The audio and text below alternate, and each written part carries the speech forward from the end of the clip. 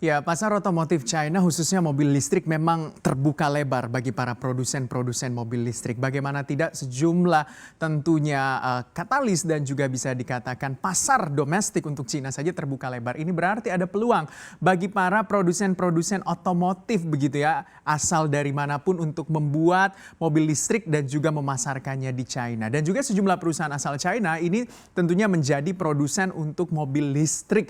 Seperti apa sebenarnya untuk industri otomotif khususnya mobil listrik China yang begitu seksi dan juga dilirik oleh para investor. Kita ulas di sore hari ini. Mobil listrik China jadi rebutan investor dunia. Jadi ini adalah peringkat mobil energi baru dalam hal adalah ya listrik dan juga bisa dikatakan energi baru terbarukan. Jadi lebih ramah lingkungan dan juga tentunya untuk mobil dengan energi baru ini adalah sebuah kendaraan future begitu ya, masa depan yang digadang-gadang akan lebih hemat dan juga akan lebih membawa atau mengurangi begitu ya emisi gas karbon yang selama ini juga menjadi salah satu masalah begitu di bumi ini. Kita lihat ya untuk peringkat mobil energi baru di tahun 2020 atau beberapa juga masuk mobil hybrid dan juga mobil listrik begitu. Yang pertama masih dipegang oleh Tesla Model 3 yaitu ya pembuatnya adalah Tesla ya, Elon Musk. Harta tahta dan juga Tesla membuat Elon Musk ini menjadikan Elon Musk menjadi orang terkaya nomor 1 di dunia. Lalu yang kedua adalah Hongguang Mini. Ini adalah sebuah produk hasil kerjasama antara SAIC, GM atau General Motors dan juga Wuling. Yang ketiga adalah Great Wall R1, ini Great Wall Motor yang memilikinya atau yang membuatnya. Lalu Ion S GAC Motor yang membuatnya. Lalu Kin EV Sedan BYD, ini juga merek China ya, ini juga merek China, Wuling begitu ya. Lalu ada juga di peringkat ke-6 Iki, ini adalah produsen Chery dari China juga kalau kita lihat ya. Ini Li Wan atau Li Auto, ini juga dari China yang membuat mobil Li Wan. Lalu Han EV, ini juga BYD. Jadi bisa Anda lihat ya dari grafis ini ada 3 mobil keluaran dari BYD. Yang ke-9 adalah ES6. Ini adalah keluaran dari BYD juga dan yang nomor 10 di global itu yang cukup laku adalah VivePav. Ini adalah keluaran BMW. Jadi kalau kita lihat dari 3 atau posisi ke-5, posisi ke-8 dan juga posisi ke-9 itu dipegang oleh BYD. Ini BYD maksud saya ya. Ini perusahaan dari China. Nomor 2 itu dipegang oleh Wuling begitu. Ini hasil kerjasama General Motors dan juga Wuling. Masih tetap juga menggunakan logo Wuling karena dari China. Nah saking seksinya yang menjadi pertanyaan adalah kenapa sebenarnya produsen-produsen mobil listrik itu dari China kebanyakan ya. Karena kita lihat kalau untuk dalam negeri China saja di tahun 2020 itu mobil listrik itu laku sekitar kurang lebih 29 juta unit.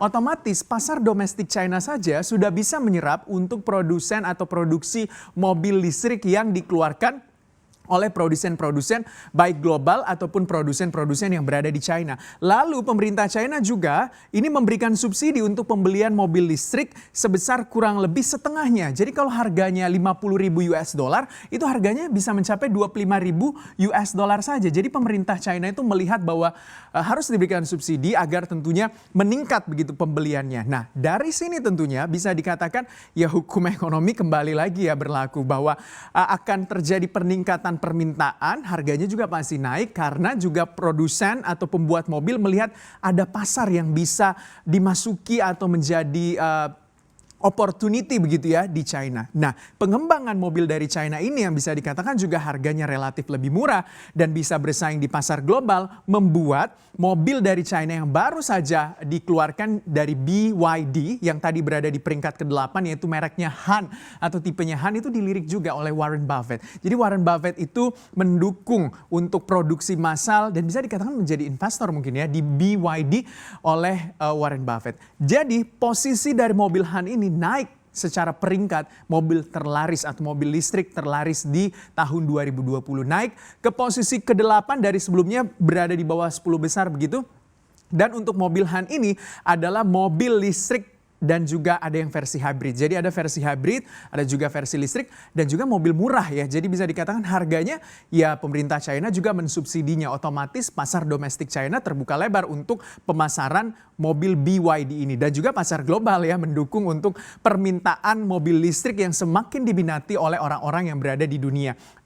Mobil listrik terlaris nomor 4 bahkan untuk bulan Desember saja untuk tipe Han ini. Nah yang berbicara soal mobil listrik, bagaimana sebenarnya pasar mobil listrik di Indonesia yang digadang-gadang kita itu menjadi pusat mobil listrik di global. Karena yang punya batu baterai atau produsen nikel begitu, kalau Asia Tenggara hanya ada Indonesia dan juga Vietnam. Bayangkan ya, Toyota itu ingin mengembangkan produk-produk hybrid di Indonesia dengan nilai investasi 28 triliun rupiah karena potensi sumber daya Indonesia yang begitu besar. Honda juga berinvestasi 5,1 triliun rupiah walaupun belum ada arah apakah mengembangkan mobil listrik, tapi sudah ada kata-kata begitu akan membuat model pengembangan model baru kendaraan roda 4. Yang kita lihat juga yang sudah mengembangkan dan juga memasarkan mobil listriknya ke Indonesia, Hyundai. Dengan investasi 21,8 triliun berminat mengembangkan mobil listrik dan juga mobil listrik Hyundai sudah dipasarkan di Indonesia dengan mobil listrik harga termurah. Lalu selanjutnya adalah Tesla yang masih dalam pembahasan dan akan membentuk tim khusus untuk bertemu dengan perwakilan pemerintah Indonesia kabarnya di akhir Januari 2021. Jadi memang mobil listrik ini menjadi kendaraan yang digadang-gadang akan menjadi kendaraan masa depan. Ini dia bagaimana mobil listrik di Indonesia seberapa laku sebenarnya. Hyundai Ioniq Ioniq ini masih menjadi mobil listrik terlaku di Januari sampai November 2020. Ioniq ya maksud saya, itu 71 unit. Lalu mobil ini juga mobil paling murah, harganya itu cuma 624 juta sampai 666 juta ya. Yang kedua adalah masih ditempati oleh Hyundai Kona EV, harganya itu 674,8 juta, terjual 38 unit di 2020. Yang selanjutnya BMW i3S, ini mobil listrik dengan berbasis baterai, terjual 5 unit Januari sampai November 2020. Harganya 1,3 miliar rupiah, cukup mahal sebenarnya. Lalu Lexus UX 300e, ini mobil listrik pertama untuk Toyota yang dipasarkan di Indonesia. Bertenaga full baterai, 2 unit laku di bulan September, harganya 1,2 miliar rupiah. Mungkin Anda bertanya, Tesla Model S, Model 3 itu kenapa tidak ada datanya? Karena ini adalah data dari Gaikindo. Tesla itu belum memiliki perwakilan resmi begitu ya, atau dealer resmi di Indonesia, masih dijual oleh beberapa orang-orang yang mengekspor mobil Tesla tentunya. Nah itu dia bagaimana tentunya mobil listrik, utamanya mungkin mobil listrik produsen asal China menjadi primadona bagi pasar industri otomotif khususnya mobil listrik ke depan. Ke depan juga Indonesia harus memiliki kaki dan juga harus memiliki bisa dikatakan power begitu untuk bisa menjadi produsen mobil listrik secara global.